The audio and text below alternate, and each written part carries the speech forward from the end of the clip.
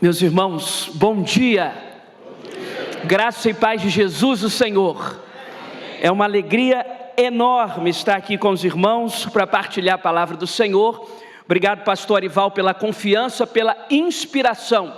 Abra sua Bíblia, por favor, em Atos capítulo 12. Atos capítulo 12.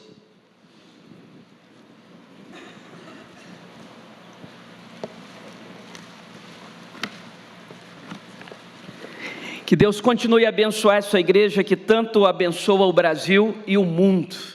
Nós todos somos gratos e somos intercessores da grande obra que Deus tem feito aqui, de modo que a responsabilidade a todos nós de assumirmos esse púlpito é grande.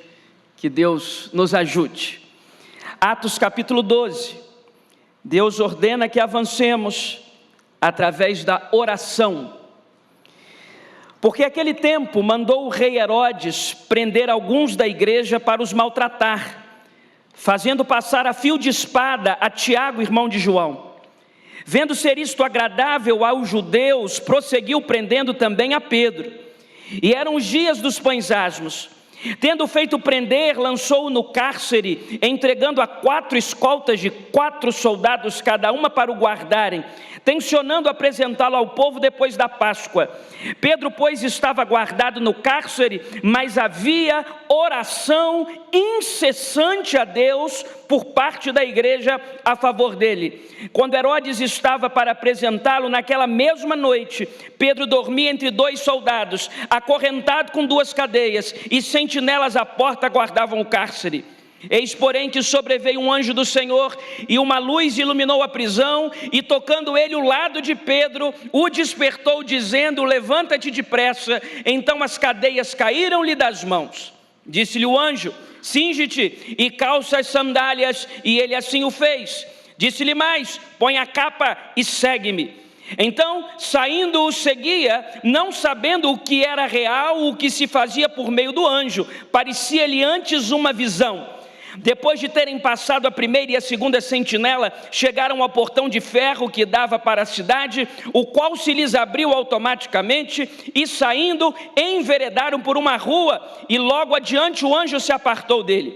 Então Pedro, caindo em si, disse: agora sei verdadeiramente que o Senhor enviou o seu anjo e me livrou da mão de Herodes e de toda a expectativa do povo judaico.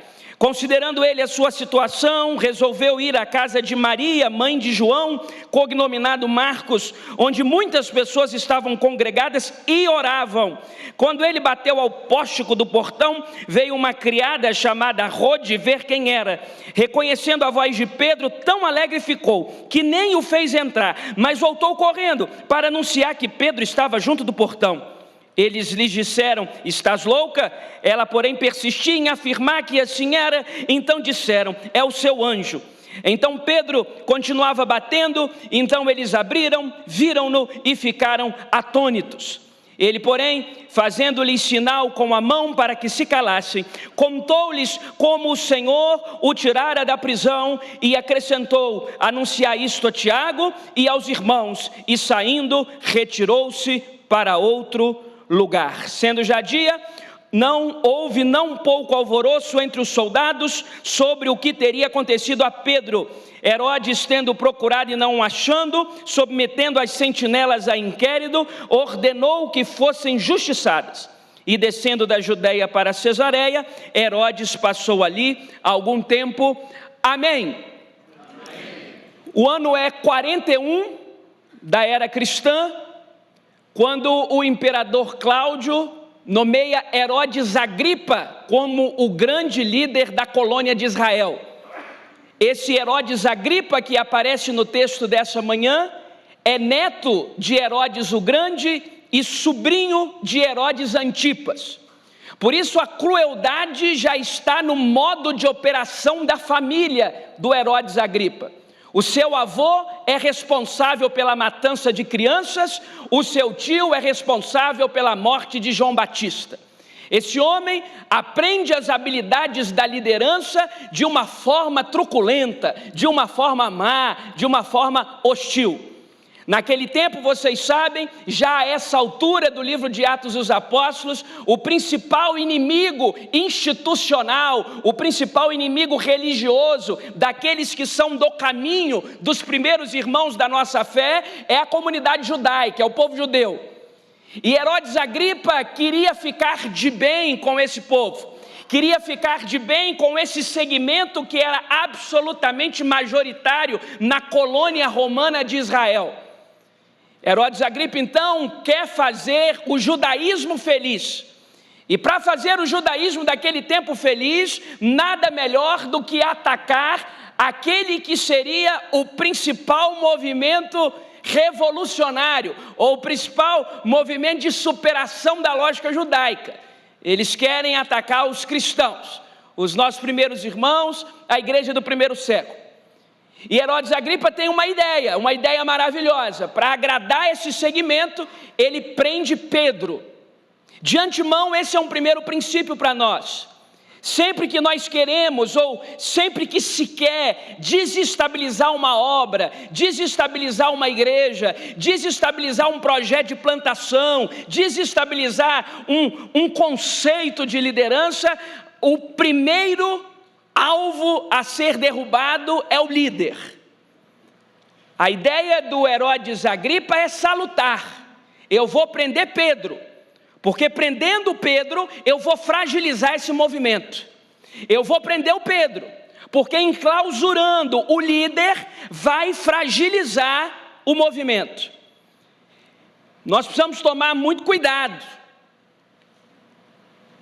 com a nossa postura, ter algumas precauções, sob o ponto de vista ético, moral, algumas precauções de com quem andamos, por onde vamos e o que fazemos, porque ainda hoje a estratégia das trevas não mudou.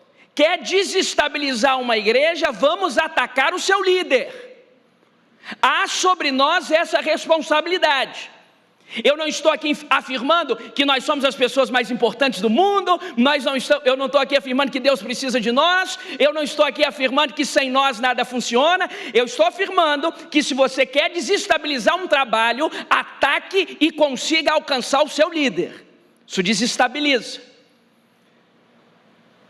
Então a ideia do Herodes Agripa é inteligente. Vou prender o Pedro, porque prendendo o Pedro vai funcionar. Você sabe muito bem que até este capítulo, isto é, até o capítulo 12 de Atos, Pedro tem o protagonismo na igreja. A partir do capítulo 13 até o capítulo 28, esse protagonismo passa a ser de Paulo, mas até aqui Pedro é o grande líder. É Pedro que lidera a igreja na escolha de Matias, na sucessão na vaga do colégio apostólico. É Pedro que prega em Pentecostes e faz a igreja saltar de 120 para 3.000. É Pedro que prega um segundo sermão e faz o povo saltar de 3.000 para 5.000. É Pedro que desmascara Ananias e Safira. É Pedro que ressuscita Dorcas. É Pedro que pega a Cornélio. Então, se eu desestabilizo Pedro, eu desestabilizo a igreja que está no seu processo formativo inicial. Se eu desestabilizo Pedro, a coisa vai ficar ruim. Agora tem um detalhe. De fato, Herodes Agripa prende o Pedro num ataque frontal a nós, num ataque frontal aos primeiros irmãos da fé que nós professamos. De fato ele é inteligente, de fato ele é estratégico, de fato Pedro está preso. Mas o Herodes Agripa não é tolo. Ele sabe que em Atos capítulo 4, de 23 a 28, em Atos capítulo 5, verso 19, tem 2 expedientes que o Pedro estava preso e saiu da prisão. Então esse grande líder não é fácil de encarcerar. Já fugiu uma vez em Atos 4, já fugiu uma vez em Atos 5. Então não dá para prender de qualquer maneira. A sua Bíblia está aberta, olha aqui, prisão hollywoodiana. Versículo 4. Tendo feito prender, lançou num cárcere, entregando a 4 escoltas de 4 soldados cada uma, para o guardarem, tencionando apresentá-lo ao povo depois da Páscoa. 4 escoltas de 4 soldados. 9 fora nada, 0 no chão, dá quanto isso aí? É bem diferente do nosso sistema prisional. Lá eram 16 soldados para um detento. Aqui são 16 detentos para 1/3 de um soldado. Tem uma questão matemática aí. Mas por que esse rigor todo? Porque agora o Herodes Agripa diz: ele não vai fugir. Eu estou atacando a igreja e eu estou prendendo o líder. Ele não vai sair. 16 soldados, algema, gente dormindo do lado dele, grade maciça, ele não foge. Mas, nessa de ele não foge, o protagonismo do capítulo 12 passa para um grupo que nós chamamos de igreja, que está fazendo uma atividade, que é a atividade que eu quero encorajar todos nós aqui, líderes, gente envolvida com a causa do reino, gente envolvida com a expansão, com a plantação, com a revitalização. Quero lhes falar nessa manhã apenas de uma estratégia, de um elemento, se chama oração. Oração. Na história de todos os grandes avivamentos do mundo, há uma coisa em comum: oração. Na história de todas as grandes igrejas que superaram a bolha do crescimento do mundo, há várias diretrizes, há várias metodologias, mas há um ponto em comum a todas, que é a oração.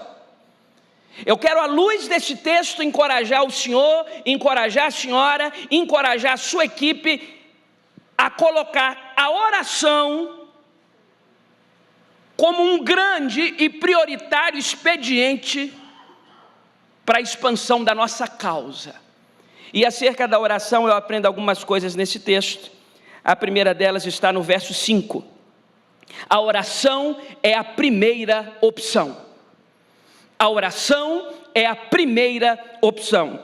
Diz o verso 5: Pedro, pois, estava guardado no cárcere, mas havia oração. Ponto. A primeira opção para aquela igreja, diante da clausura do seu líder, diante da prisão da sua referência, a primeira opção daquela igreja, diante de um revés diabólico, foi a oração. Eles não escreveram um cartaz e foram para a porta do presídio dizer: Pedro livre, Pedro livre, Pedro livre. Eles não estão gritando em megafone, eles não alugaram um trio elétrico, eles não fizeram cartaz, eles não deram entrevista para jornal. Assim que Pedro foi preso, a primeira opção da igreja foi orar. Eles não foram fazer lobby com poder, eles não foram bater na porta do juiz, eles não foram negociar com o oficial de justiça, eles não fizeram cartaz, eles não fizeram hit, eles não começaram a gritar: Pedro livre, passeata, Pedro livre, passeata, libertem o Pedro, libertem o Pedro. Não, não, não. A primeira opção da igreja foi orar.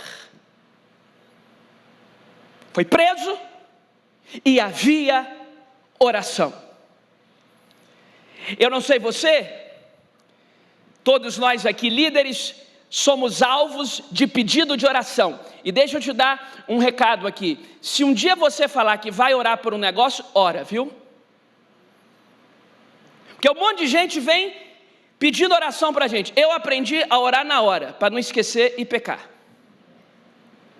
Porque eu não sei se você está vivendo no mesmo mundo que eu, o pessoal está com muito problema. E toda hora tem um pedido de oração. Aí você para e você ora. Mas a gente está acostumado a receber pedido de oração assim. Não sei se acontece com você. A pessoa chega, por exemplo, problema na saúde: pastor, nós já tentamos de tudo. Melhor médico, melhor tratamento, melhor remédio, melhor terapia. Agora só nos resta orar. Casamento, pastor, já fizemos encontro de casal, retiro de casal, acampamento de casal, oficina de casal, consultório de casal, casal. Não tem mais jeito não, pastor. Agora só resta orar. Já ouviu isso? Porque alguma coisa foi mal ensinada para nossa gente, que o nosso povo aprendeu que a oração é o resto, que a oração é aquilo que a gente faz depois que outras alternativas são esgotadas, são exauridas. Mas a oração não é a oração não é o que nós fazemos após exauridas todas as alternativas. A oração é aquilo que a gente faz para que outras alternativas sequer sejam necessárias. A oração não é um último recurso, a oração é o primeiro recurso. E me parece que nós convocamos o povo para orar depois que a coisa já piorou muito. Primeiro a gente tenta levantar o recurso, depois a gente faz uma campanha, a gente faz uma terceira campanha, e depois que as campanhas deram tudo errado, não, pessoal, acho que agora a gente tem que orar. Porque não deu, né? A oração para esse povo, em primeiro lugar, é a primeira opção. O primeiro expediente é a oração. E eu fico olhando para nós hoje, e aqui, longe de mim querer silenciar ou minimamente negar as inúmeras demandas sociais que nós temos, sob todos os pontos de vista que a gente imaginar, mas me parece que a oração é sempre depois, e não antes. Primeiro a gente protesta, primeiro a gente se engaja na mídia, depois a gente faz lobbying, depois a gente ora. Diz o verso 5, que Pedro estava guardado no cárcere, mas havia oração. Primeiro recurso, e não o último. A oração não é o que fazemos após exauridas as outras possibilidades. A oração que fazemos para que outras opções nem precisem ser alcançadas. A oração é o primeiro recurso da igreja e não o último. Segundo lugar, ainda no verso 5, a oração daquele povo é uma oração incessante. Diz ainda o verso 5 que havia oração, mas Lucas, o autor, qualifica a oração pela sua intensidade e pela sua constância. A palavra que aparece é incessante, oração sem parar. Primeira de Paulo aos Tessalonicenses 5,17, você sabe, diz: orai sem cessar. Oração incessante, um modo de vida de oração, não um departamento isolado, não um ministério à parte, não, um modo de vida de oração, uma oração incessante, contínua, ininterrupta, um jeito de orar sendo, um jeito de orar vivendo, um jeito de orar produzindo, um jeito de orar caminhando. A oração era incessante. Alguém já disse que uma das diferenças entre os nossos irmãos do primeiro século e hoje é que naquele tempo eles oravam horas e pareciam-lhes minutos. Hoje nós oramos minutos e parece-nos horas. Oração incessante, sem parar. Temos um problema, o nosso líder foi capturado. Tem uma obra grande e extensa diante de nós. Então nós não vamos parar de orar. É oração incessante. Oração incessante.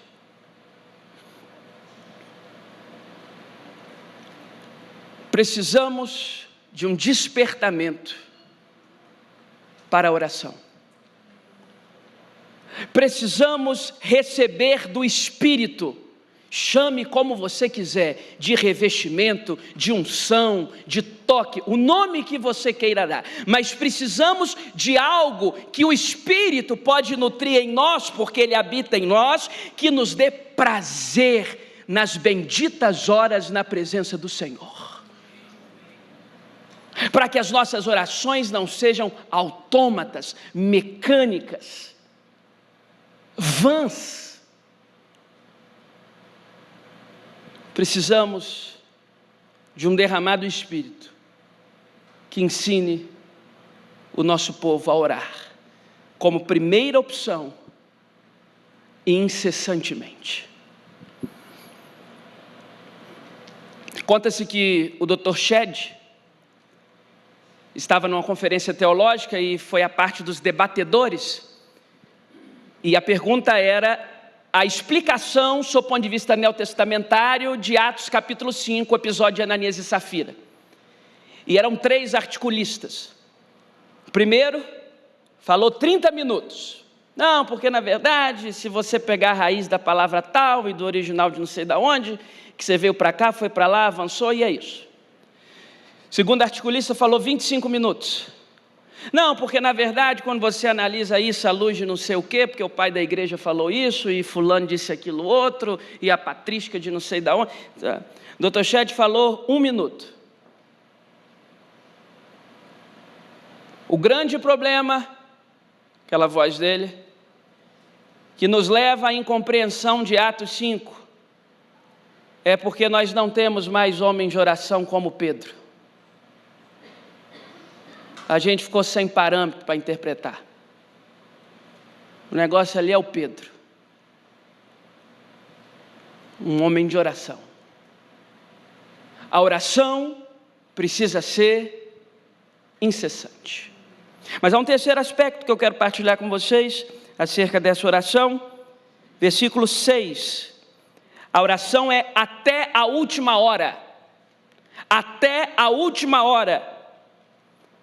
Quando Herodes estava para apresentá-lo, vírgula. Quando Herodes estava para apresentá-lo. Isso porque a prisão aconteceu num momento muito importante, na semana da festa dos pães asmos. E você bem sabe que durante aquele período, Pedro não poderia ser morto. Ele foi preso para aguardar a festa acabar. E após a festa, ele seria morto. Então, quando o versículo 6 diz, quando o Herodes Agripa, estava para apresentá-lo, isso nos permite perceber que chegou o último dia da festa. Está na hora de morrer. De fato, ele não fugiu no primeiro dia. De fato, ele não fugiu no segundo. Agora está na hora dele morrer. E o que está acontecendo lá na casa que a igreja está reunida? A oração está incessante. Porque a oração é até a última hora. Estão lá orando, Senhor, liberta Pedro. Dia 1, Pedro estava preso, Pedro ficou. Dia 2, Pedro estava preso, Pedro ficou. Dia 3, Pedro estava preso, eu treinei em casa, preso, Pedro ficou. Quarto dia, Pedro estava preso, Pedro ficou. Quinto dia, Pedro estava preso. Você entendeu o ponto? Até a última hora, até o último instante, até a última fagulha de esperança, porque conquanto seja a oração o primeiro recurso, a sua validade e a sua eficácia é até o último instante, é até a última hora. A igreja está orando no primeiro dia, na expectativa de que o Pedro seja libertado, e nada dele ser libertado. No segundo dia, nada. Terceiro dia, festa dos pães asmos, nada. Quarto dia, nada. Chegou o dia do Pedro ser apresentado. Isso me ensina algo que pelo menos permite tangenciar esse grande mistério que é o nosso Deus, que às vezes Deus vai permitindo a gente chegar até onde a corda estica, para Ele intervir de forma gloriosa e poderosa. Às vezes Ele espera aquele dia do nosso desânimo total, plantou a primeira, não deu certo, começou com 15 pessoas, passou um ano, foi para 7, um grande trabalho de desevangelização, e aí você te desanima, e daí a pouco quem prometeu te ajudar, te apunhala pelas costas, E daí a pouco, quem te prometeu recurso diz que não vai dar porque tem outra prioridade. E a outra prioridade foi comprar um telão. Aí você fica indignado, porque o que é mais importante, uma vida ou um telão? E aí começa a nutrir o nosso coração o desejo de estar no lugar do outro, porque no lugar do outro eu faria melhor. Nós precisamos, irmãos, permitam um breve parênteses, eu já fecho, nos despir, nos desnudar do nosso senso de importância. Nós não somos tão bons assim. Eu ando muito preocupado, pastor Arival, com gente inteligente demais. Eu estou preocupado. Eu acho que você deve estudar, você deve conhecer tudo, você deve se habilitar, você deve buscar uma educação formativa, mas tem gente que está, eu não sei se essa palavra pode, surtando. É ruim ao ouvido dos irmãos? Surtando. Nós temos 2000 anos de tradição cristã. Os apóstolos, os mártires do primeiro século, os pais da igreja, os primeiros teólogos, os reformadores, e depois de 2000 anos de tradição cristã, levantou-se há uns 10 anos no Brasil, quem conhece o verdadeiro evangelho. Venha ouvir sobre o verdadeiro evangelho, quer dizer, eu descobri algo que em 2000 anos ninguém descobriu. Depois de 2000 anos da nossa tradição, os mártires, os pais da igreja, os primeiros teólogos, os reformadores, agora levantou no Brasil quem sabe fazer a igreja crescer, e tem uma fórmula que só se aplicar, beta igual x, não, a gente tem que se despir desse negócio, de que a gente é importante demais. Duas coisas. Primeiro, se tudo só der certo na sua vida, a única coisa que você vai atrair dos outros é inveja. Então Deus nos livre de uma vida que tudo vai dando certinho, sem atrapalho. Isso não é bom para ninguém. E segundo, não é todo mundo que está querendo o nosso mal, não. O pessoal vem pedir oração, falando assim, pastor, o senhor me ajude, lá na igreja. Aqui em São Paulo isso não acontece, cidade cosmopolita. Mas quem não é de São Paulo aqui?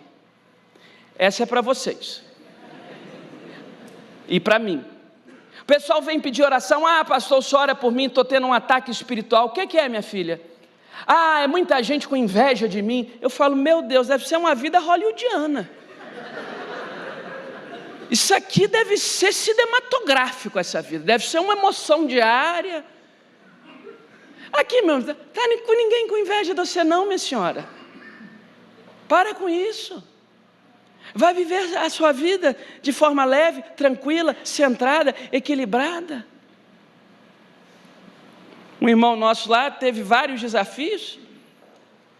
Teve uma semana horrorosa, eu fui conversar com ele, meu irmão, estou aqui para te emprestar o seu apoio. Não, pastor, Deus já falou comigo o que é. Eu falei, o que é, meu irmão? Ele falou, é inveja que o povo sente de mim? Eu falo, meu filho, o que você tem que eu não estou sabendo? Então a gente tem que baixar um pouco, assim, a gente não é essa coisa toda. A gente não é essa coisa toda. Eu tinha parado de dar aula no seminário, voltei. E já me arrependi. Porque os meninos tinham que estar dando aula. Você sabe a diferença do pastor e do seminarista, né? O pastor acha que sabe de tudo, o seminarista tem certeza. Os meninos sentados já sabem de tudo.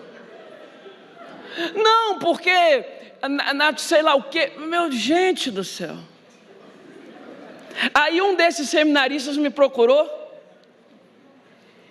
querendo oferecer, eu estou falando aqui, é sério. Um desses seminaristas me procurou, oferecendo, porque ele queria dar um curso. Pastor, eu desenvolvi um novo mecanismo para trabalho com crianças, e eu queria que o senhor reunisse os seus líderes lá para eu dar um curso. Falei, gente,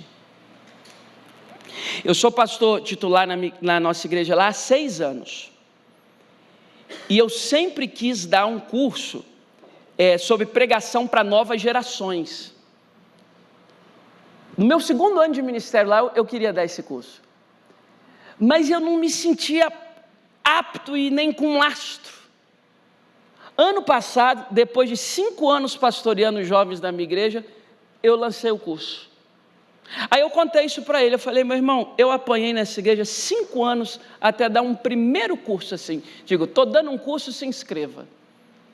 O irmão quer que eu reúna todo mundo para você dar o curso? Não, pastor, é porque o senhor não entende. As pessoas hoje, elas são muito institucionalistas. Se eu tivesse um PR na frente, ou se eu fosse pastor tal. Eu falei, cara, primeira coisa, você nunca pode se autoconvidar. Princípio, aos nobres colegas, ou quem almeja o sagrado ministério aqui, nunca se autoconvide. Isso é uma depreciação em níveis absolutos.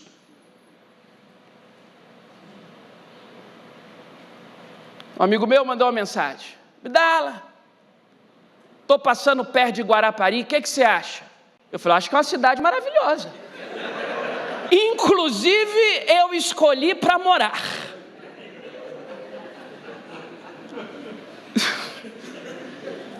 Não, é porque eu tenho uma agenda aí perto. Eu falei, que Deus abençoe a sua agenda. Onde é? Para não ficar muito... no Rio de Janeiro. 600 quilômetros. Nunca se autoconvide. Fechar o parênteses aqui.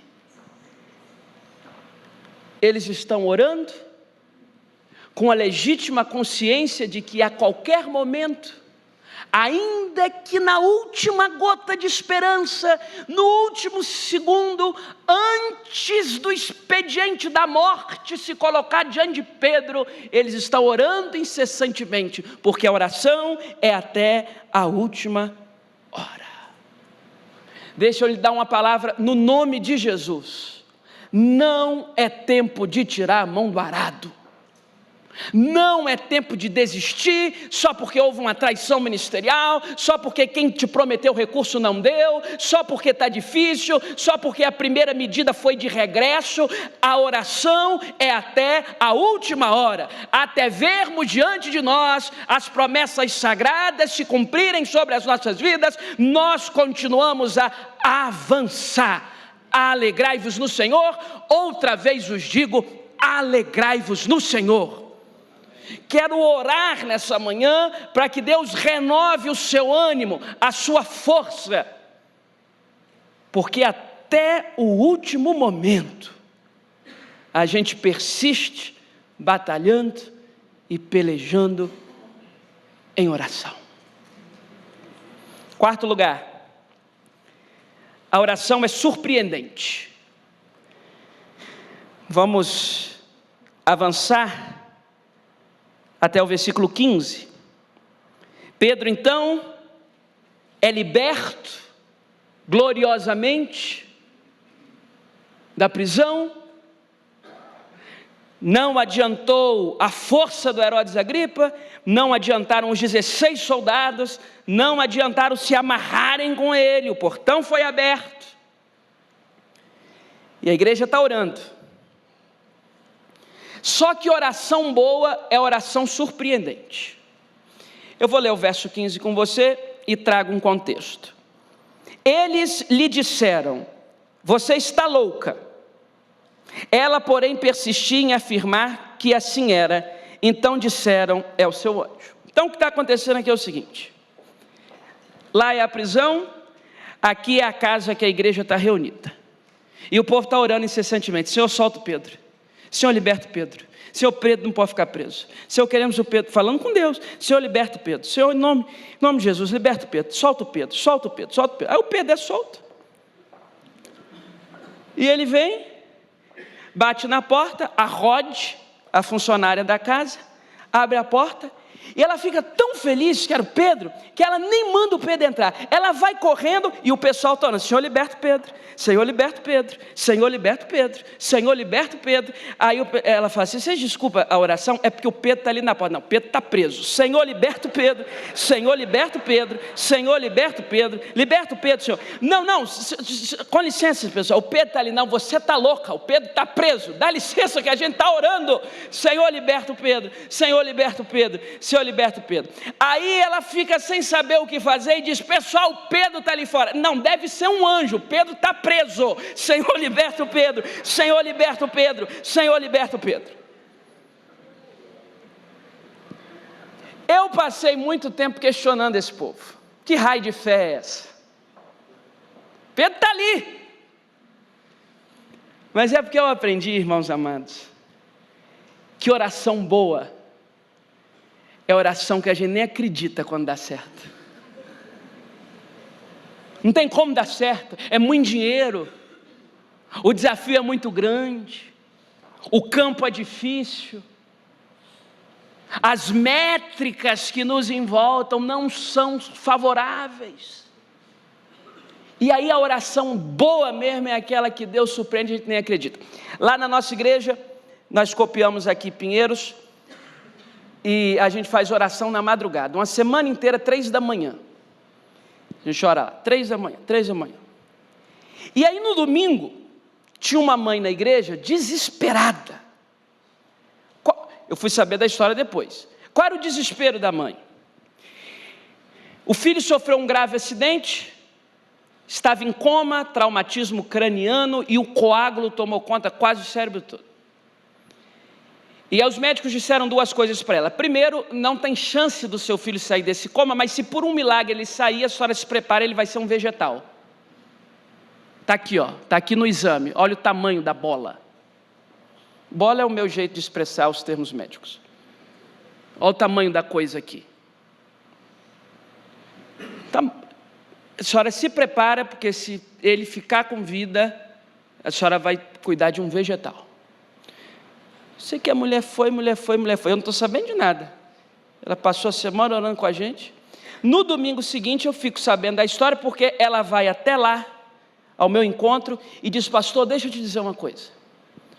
O meu filho sofreu um acidente grave, essa história toda. Traumatismo craniano, coágulo, o médico falou que é o seguinte: ou não sai do coma, ou se sair vira um vegetal. Eu falei: minha irmã, nós vamos orar agora no culto, Deus vai dar uma bênção para o seu filho. Ela falou: não, pastor, Deus já fez o milagre, meu filho está aqui, Eu falei: seu filho não está no hospital? Não, pastor, você não está entendendo. Eu passei essa semana buscando o Senhor, ele está aqui andando. Ninguém explica não, mas sumiu o coágulo. Eu falei: não, minha senhora, seu filho está internado. Que história é essa? Meus irmãos, pensa num culto da Igreja Feliz. O menino ficou em pé lá no auditório, e eu contei a história, porque a oração precisa ser surpreendente. E a mãezinha falou para mim que a única oração dela era que Deus tirasse o filho do coma. Se ele fosse um vegetal, ela estava disposta a cuidar. Quem é mãe aqui entende. Aí Deus tira do coma, Deus tira o coágulo, e o menino estava lá no culto testemunhando. Meus irmãos, se nós entendermos a dimensão e a necessidade da oração, nós veríamos muito mais coisas assim. A oração é surpreendente. Eu quero encorajar você que está plantando uma igreja, iniciando um trabalho, você que está num campo difícil, escasso de recurso. Eu quero te fazer um pedido singelo. Deixa Deus te surpreender. Eu quero fazer uma afirmação audaciosa. Deus quer surpreender você. E oração boa mesmo é quando Deus faz e a gente nem acredita que Ele fez. não tem como ele fazer. Aí eu entendo o pessoal lá da casa.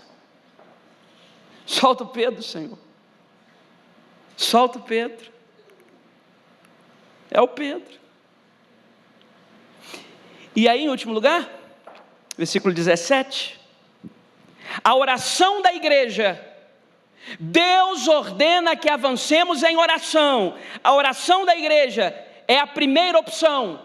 A oração da igreja é incessante. A oração da igreja é até a última hora. A oração da igreja é surpreendente. Quinto e último lugar, versículo 17. A oração da igreja aponta exclusivamente para Deus. Ele, porém, o Pedro, fazendo sinal com a mão para que se calassem, algo do tipo, shh. Aí me corrija se eu estiver errado. Contou-lhes como a fé da igreja o tirara da prisão, sim ou não? Contou-lhes como a campanha da igreja o tirara da prisão, sim ou não? Contou-lhes como a dedicação da igreja, o esmero da igreja, o zelo da igreja o tirara da prisão, sim ou não? Contou-lhes como o Senhor o tirara da prisão. Porque todo resultado de oração aponta para Deus. Só a Ele a glória, só a Ele o louvor, só a Ele a majestade, só a Ele. Eu quero muito, em nome de Jesus, pela autoridade do Espírito, que você, plantador de igreja, avance, mas que Deus mande gente que não caiba lá. Mas no dia que você estiver com o culto lotado de gente, no dia que você encaminhar a publicar as fotos do culto lotado de gente, você jamais diga, é porque eu sei fazer, é porque eu descobri o jeito certo, é porque eu peguei o feeling da coisa, é porque eu apliquei bem os métodos, é porque eu preguei direitinho. Você possa dizer, foi Deus que fez essa obra,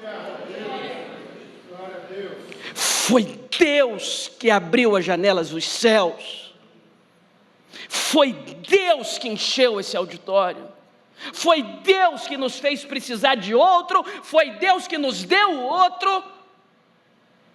Deus faz. Pela segunda e última vez, eu ando muito preocupado com gente inteligente demais. Mas eu ando preocupado. Gente que parece que descobriu o que ninguém descobriu nos últimos 2000 anos. Gente que parece que tem acesso, porque de todas as soberbas imagináveis, a pior é a espiritual.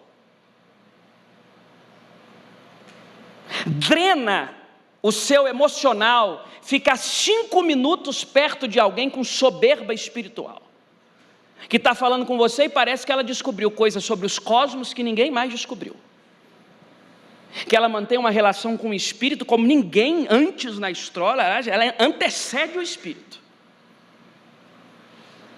E eu fiz, e eu faço, e eu tenho, e eu posso. Outra diquinha rápida e gratuita. A primeira foi nunca se autoconvide. A segunda, nunca se autopromova. Não tem nada mais antipático do que gente que gosta de ficar falando de si.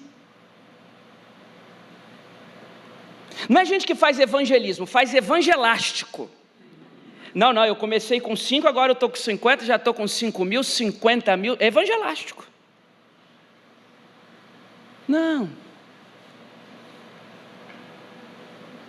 Resultado bom é aquele que você não precisa falar, as pessoas veem.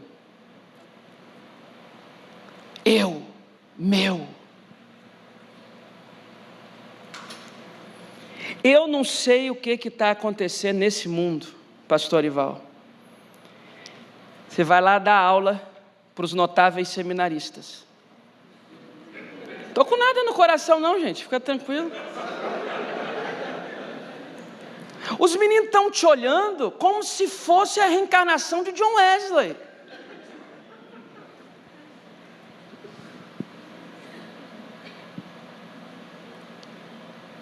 Tem inteligência de Calvino, assim, corporada. E olha com um olhar assim, daqui a pouco faz assim com a boca. Aí vai, olha para cá, olha para lá. Ah, como nós estamos precisando de gente humilde com o coração quebrantado. Gente que não precisa falar de si, gente que não se acha inteligente demais. Gente que não acha que descobriu o que ninguém descobriu. Eu tenho um amigo que fala o seguinte, eu não vou dizer o nome dele porque isso não é uma citação que dá ibope. Ele diz assim, as igrejas que crescem hoje são as que fazem um arroz com feijão bem feito. Isso é ele para mim. E o que ele quer dizer eu explico. Prega o verdadeiro evangelho, proclama a verdade sagrada. Foi.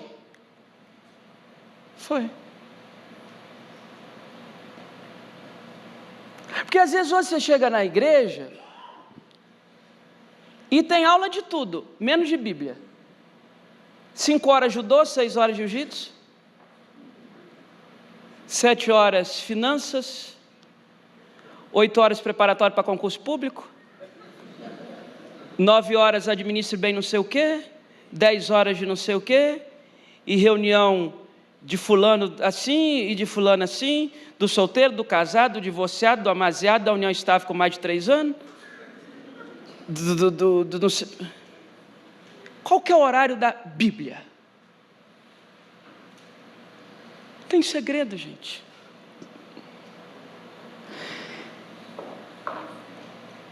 A verdadeira oração aponta para Deus. Ele é que faz.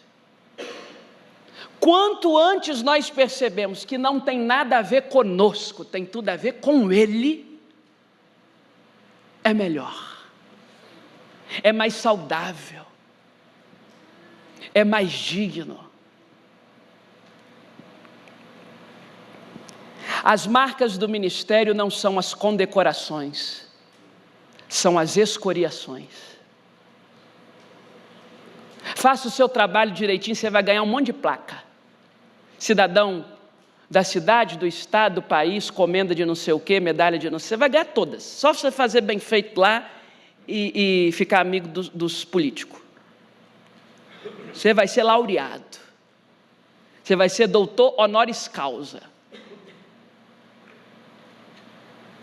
E nada disso vai para lugar nenhum.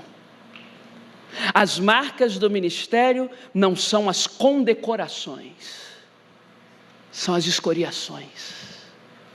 Que Deus levante um povo ávido pela oração. Eu posso orar muito mais do que eu oro. Eu não vim aqui esbravatar hipocrisias para vocês, eu posso orar muito mais do que eu oro.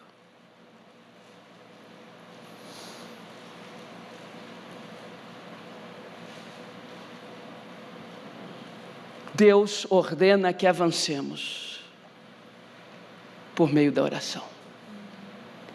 A oração, versículo 5, é a primeira opção. A oração, versículo 5, é incessante. A oração, versículo 6, é até a última hora. A oração, versículo 15, é surpreendente. A oração, versículo 17, aponta para Deus. Eu queria afirmar com você, diante do Espírito Santo,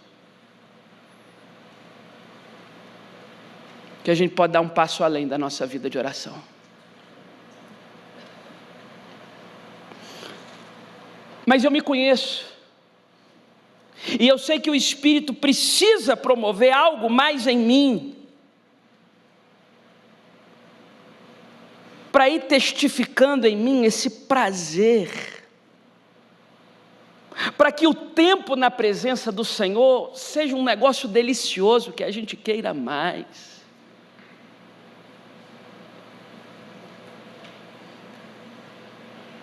Eu parei de ler a biografia, teve um ano aí que eu tirei para ler biografia, aí li biografia dos reformadores, dos avivalistas, aí eu parei, porque é uma vergonha.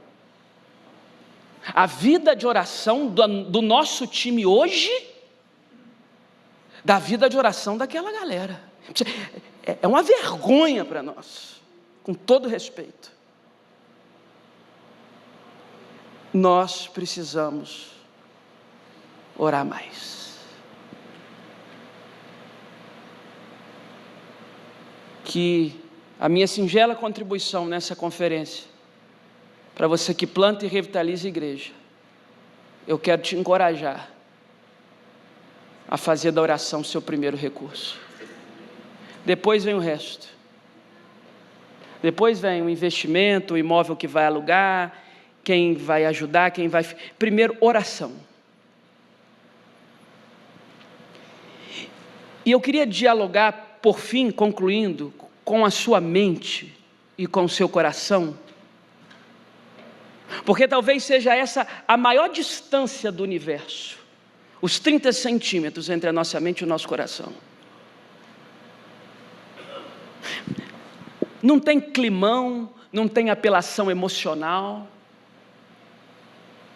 mas se você quer fazer comigo uma oração de busca, de quebrantamento, Senhor, eu preciso orar mais.